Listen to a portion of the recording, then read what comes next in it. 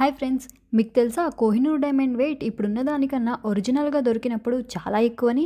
అసలు ఏమైందంటే కోహినూర్ గోల్కొండ మైన్స్లో దొరికిన తర్వాత వేరే వేరే రాజ్యాలు దేశాలు తిరిగి చివరికి దగ్గర దగ్గర 7 జూలై 1656లో షాజాన్ దగ్గరకు వచ్చి చేరుతుంది. షాజాన్ దీంతో చాలా అబ్సెస్డ్ అయిపోతాడు. అప్పట్లో తన రాజ్యంలో ఒక ఫేమస్ డైమండ్ కట్టర్ హార్టెన్సియో బోర్జియో ఉండేవాడు.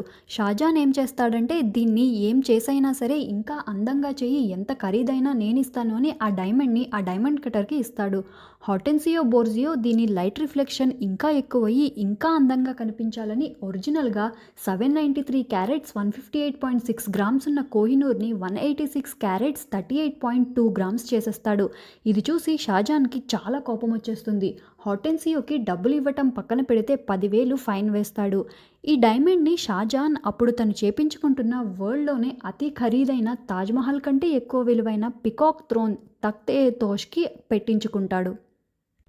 ఆ తర్వాత సిక్ ఎంపైర్ చిన్న వయసులోనే రాజైన దులీప్ సింగ్ నుంచి బ్రిటిష్ ఈ డైమండ్ని తీసుకున్నాక బ్రిటన్లో మళ్ళీ క్వీన్కి దాని షేప్ అంతగా నచ్చకపోవడంతో 1852లో డేవిడ్ బ్రూస్టర్, తనని father of modern experimental optics అని కూడా పిలిచేవాళ్ళు, తనకి కోహినూర్ షేప్ని సరిచేసే టాస్క్ని అప్పగిస్తారు. డేవిడ్ ఈ పనికి 38 రోజులు 8,000 బ్రిటిష్ పౌండ్స్ తీసుకుంటాడు.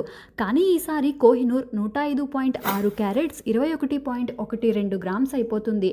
అండ్ మీకు తెలుసా, దీని గురించి ఒక రూమర్ కూడా ఉంది. కోహినూర్ మగవాళ్ల దగ్గర ఉంటే వాళ్ళకి దురదృష్టం తెచ్చిపెడుతుంది. అందుకే దీన్ని తమ దగ్గర పెట్టుకున్న రాజులు రాజ్యాలు కోల్పోయారు, లేదంటే అనారోగ్యంతో చనిపోయారు. దీన్ని కేవలం ఆడవాళ్ళు లేదా దేవుడు మాత్రమే హ్యాండిల్ చేయగలరు అని.